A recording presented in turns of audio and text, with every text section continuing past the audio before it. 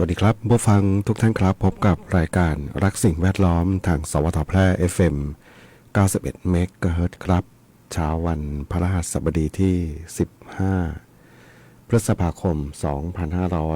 2568อยู่กับผมแสวงเป้าเพชรเป็นผู้ดำเนินรายการครับกลับมาพบกับท่านผู้ฟังเหมือนเช่นเคยครับนะกระทอนกระแทน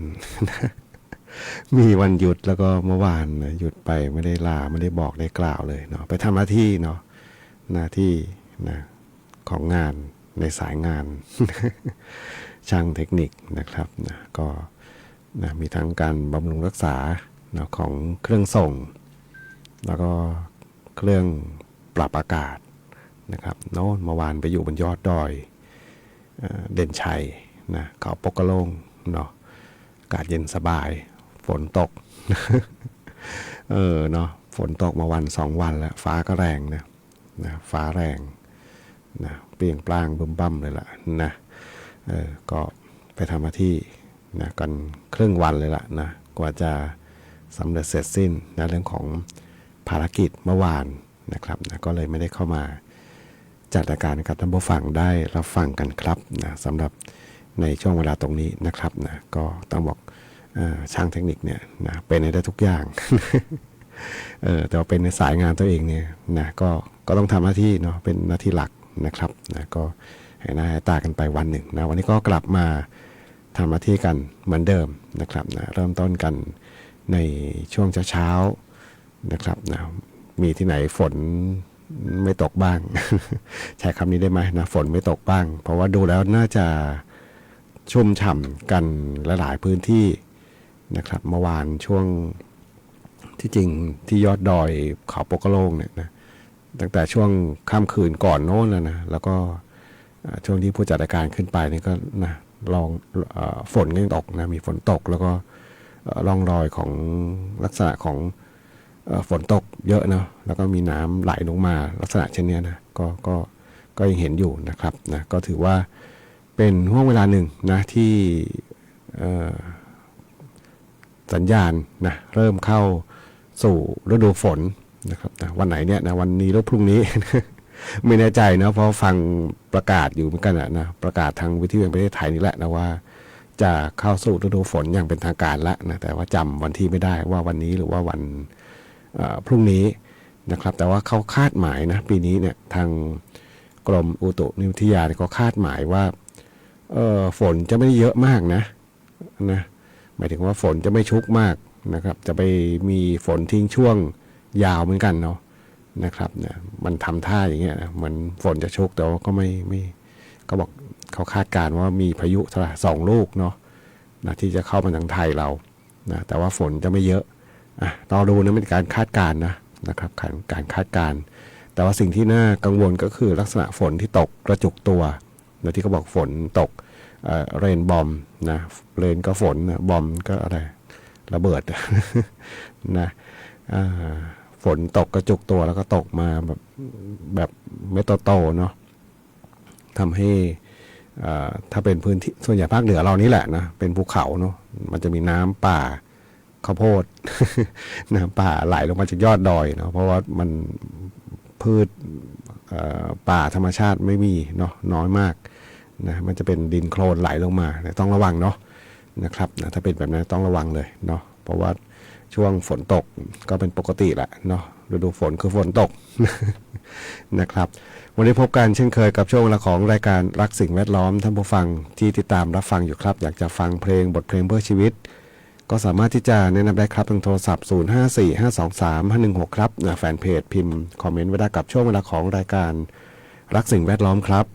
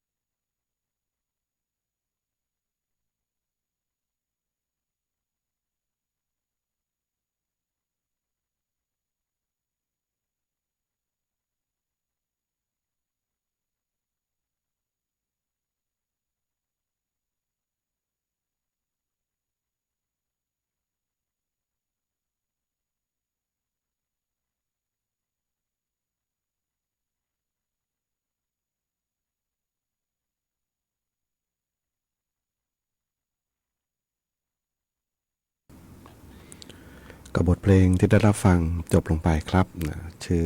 เพลงแม่ของแฮมเมอร์ครับที่ท่านผู้ฟังได้ตามถึงเข้ามาในช่วงเวลาของรายการรักสิ่งแวดล้อมทางสวทแพร่ FM 91 เมกะเฮิรตซ์ครับนะเมื่อวานก็หยุดไปวันหนึ่ง หยุดไปเพื่อทำหน้าที่หลักเลยเนาะทางเทคนิคนะครับหน้าที่สถานีเครื่องส่งเนาะเมื่อวานนี้ต้องบอกฝนตกเยอะนะทางเด่นชัยวันก่อนเนาะตอนค่ำนะทั้งฟ้าทั้งฝนดูร่องรอยนะต้นไม้กิ่งมันจะโน้มลงมาแบบนะงุ้มเลยนะบางต้นนี่ก็เอียงแล้วนะดินน่าจะนะเปียกชุ่มเนาะเพราะว่านะฝนแรงๆเนี่ยบางทีก็เอาเรื่องเหมือนกันเนาะนะครับบางพื้นที่นะครับสิ่งที่ต้องระวังนะตอนนี้นี่ใครที่อาศัยอยู่ในพื้นที่ที่จะว่าตรงไหนนี่ยากเนาะแต่ว่าเป็นมีภูเขามีเชิงเขามีลำธารและบังเอิญมีกลุ่มเมฆนะเมฆที่ไปตกกระจุกตัวเนี่ยนะต้องระวังแล้วล่ะนะเพราะว่ามันมีความเสี่ยงเนาะอันนี้เป็นพื้นที่ภาคเหนือที่เรามักจะเจอปัญหาอยู่นะครับนะอันนี้แต่ว่าส่วนภาคกลางนี่ถึงว่าจะไกลตัวเราแต่ว่าบางคนอาจจะต้องเดินทางไปนะโดยเฉพาะพื้นที่ที่อยู่ทางภาคกลางที่ติดทางทะเลนะทางสมุทรทั้งหลาย3สมุทรเนาะแล้วก็กรุงเทพด้วยนะโดยเฉพาะคนที่มียานพาหนะส่วนตัวเนาะเป็นรถยนต์เนาะช่วงสัปดาห์ก่อนนะเห็นข่าวนะเป็นข่าวในกลุ่มของรถพวกไฮบริดนะรถไฮบริดเดี๋ยวนี้เยอะมากรถไฮบริดเนี่ยนะคือรถยนต์นั่งนี่แหละรถเก๋งนะรถยนต์นั่งรถคือจะมีขนาดที่ต่ำหน่อยเนาะนะครับส่วนพวกรถอะไรเขาเรียก SUV ใช่ไหมสูงโยงหน่อยเรานี้ไม่ค่อยกังวลเท่าไหร่เพราะว่าระดับน้ำมันสูงมันก็สูงเนาะ แต่ถ้ารถสูงมันก็จะปลอดภัยในระดับหนึ่งเนาะทำไมถึงเสี่ยงเนาะเพราะว่าพอดีแฝงตัวอยู่ในกลุ่มรถพวกนี้เยอะนะรถไฮบริดทั้งหลายมันมีรถบางยี่ห้อเนาะที่จริงบอกว่าหลายยี่ห้อแหละ ถ้าไปเจอเหตุการณ์แบบนี้คือน้ำมันท่วมจนน้ำเข้าไปในเขาเรียกว่าในห้องโดยสารเนี่ยเนาะในห้องโดยสารแล้วอะไรเกิดขึ้นในนั้นมันมีอะไรมีแบตเตอรี่ไงแบตเตอรี่ไม่ใช่แบตเตอรี่ที่สำหรับสตาร์ทเครื่องยนต์นะแบตเตอรี่สำหรับไฮบริดนะขับเคลื่อนเนี่ยนะเป็นแบตเตอรี่ขนาดใหญ่นะฝังอยู่ในห้องโดยสารนะพอน้ำเข้าไปปุ๊บเรียบร้อยนะรถลานะไปไหนไม่ได้นะดับสนิทเลยทีนี้นะครับแล้วก็ไอ้ความเสียหายเนี่ยมันถ้าเป็นมูลค่าเงินทรัพย์สินเนี่ยมันสูงเนาะแบตเตอรี่แต่ละลูกหรือว่าความเสียหายแบบนี้นะราคาแพงเนาะนะครับฉะนั้นเนี่ยใครที่อาจจะขับขี่รถพวกนี้อยู่เนี่ยเวลาเดินทางไปแถวจังหวัดแถวนั้นนะบางทีก็ต้องถามว่าระวังยากไหมจะว่าไปก็ยากเนาะอย่างผู้จัดรายการเนี่ยเคยปีที่ผ่านมาเนี่ยนะได้มีโอกาสไปเที่ยวทางทะเลเนาะทางระยองทางจันทบุรีนะขากลับที่นะหลังจากเช็คเอาท์จากห้องพักขนข้าวขนของขึ้นรถนะยังไม่ทันหมดเลยเนาะฝนมันกระหน่ำเลยเนาะทั้งฝนทั้งฟ้าแบบโอ้โหเนาะเปรียงปร้างฝนก็แรงมากนะขับรถจากระยองมาจนถึงเข้ามากรุงเทพเนี่ยไม่เห็นแสงอาทิตย์เลยเนาะฝนตกมาแต่ตกหนักสุดก็คือทางจังหวัดระยองกับชลบุรีนะครับนะแล้วก็จะเห็นร่องรอยเห็นรถนะรถโดยเฉพาะรถเก๋งนะรถเก๋งคือมันต่ำเนาะรถเก๋งจะเป็นรถที่ต่ำก็ต้องจอดหลบเนาะจอดหลบตามที่สูงเพราะน้ำมันในผิวจราจรสูงเนาะประมาณครึ่งล้อรถยนต์ขนาดใหญ่ๆเนี่ยนะก็ไม่น้อยนะ ฉะนั้นแล้วรถต่ำๆเนี่ยจะลำบากเลยเนาะนะครับนะแล้วโอกาสเดี๋ยวนี้รถยนต์เหล่านี้มันมักจะมีรถไฮบริดค่อนข้างเยอะนะเพราะใช้ประหยัดน้ำมันเนาะไม่ใช่มีเครื่องยนต์อย่างเดียวเนาะมีแบตเตอรี่ขนาดใหญ่อยู่ในพื้นรถด้วยนะพอน้ำเข้าไปก็จะเสียหายอันนี้เล่าให้ฟังนะเพราะว่าทุกวันนี้นะหลายพื้นที่เนี่ยการดัดแปลงพื้นที่เดิมเนาะ มีการทำถนนหนทางมีการสร้างบ้านแปลงเมืองขึ้นมาบางทีบางครั้งฝนตกมามันก็เกิดน้ำขังนะทีนี้ใช้ศัพท์กันน้ำรอระบายบ้างอะไรบ้างนั่นแหละนะคือน้ำขังแหละนะจบภาษาไทย เล่าให้ฟังเนาะเพื่ออาจจะมีบางท่านที่มีโอกาสเดินทางไปทางภาคกลางโดยเฉพาะพื้นที่ที่มันมีลักษณะฝนตกและน้ำขังนะครับนี่ต้องระวังโดยเฉพาะยานพาหนะที่เป็นลักษณะที่ว่าไว้นะครับไปฟังเพลงกันต่อครับนะสำหรับงานเพลงที่ท่านผู้ฟังถามถึงเข้ามาจันฉายของมาริวาน่าครับ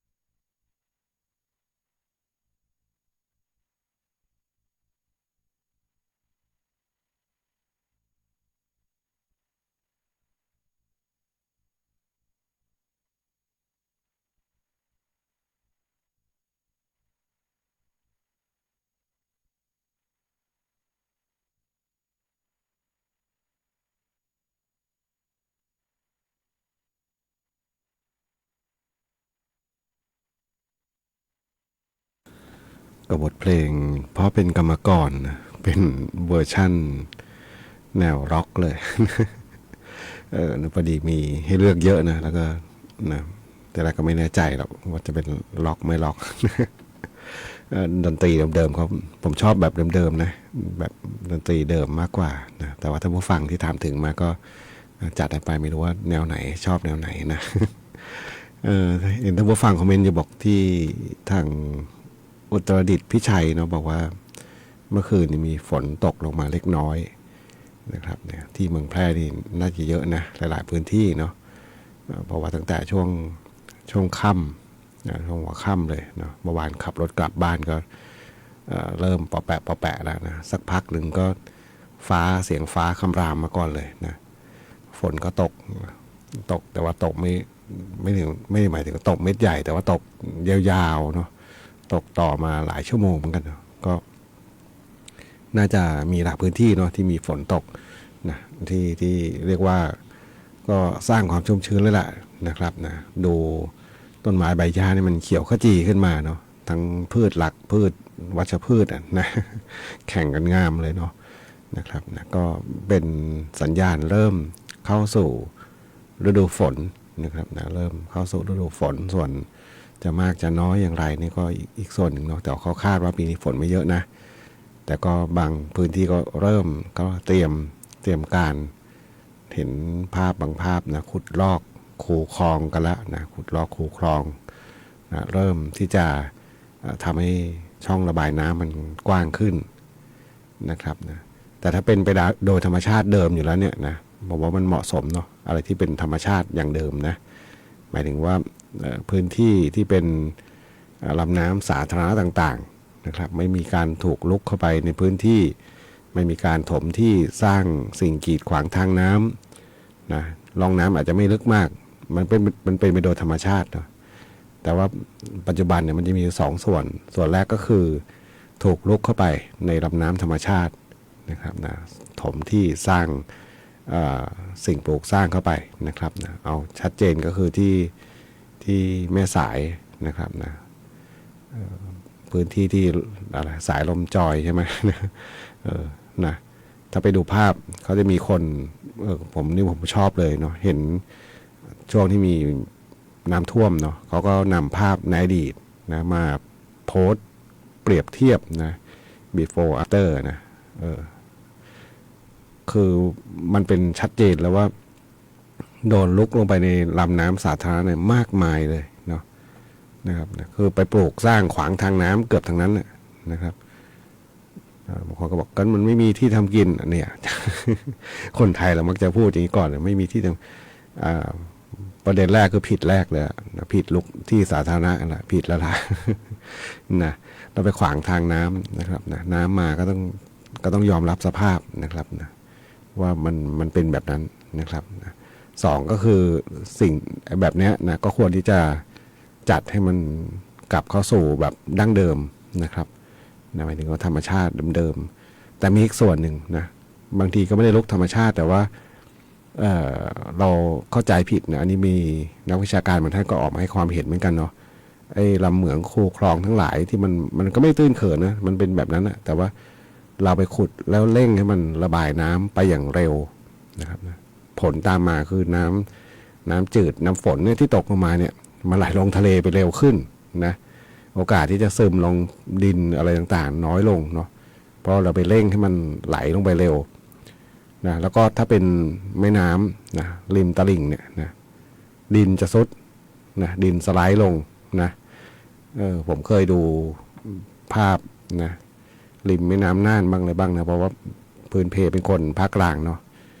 เพื่อนฝูงในเฟซก็ยังอยู่ภาคกลางเยอะ เขาจะถ่ายภาพแล้วก็เนี่ยพอบอกในอดีตไม่มีแบบนี้เนาะคือมีการจัดการระบบน้ำแบบเนี้ย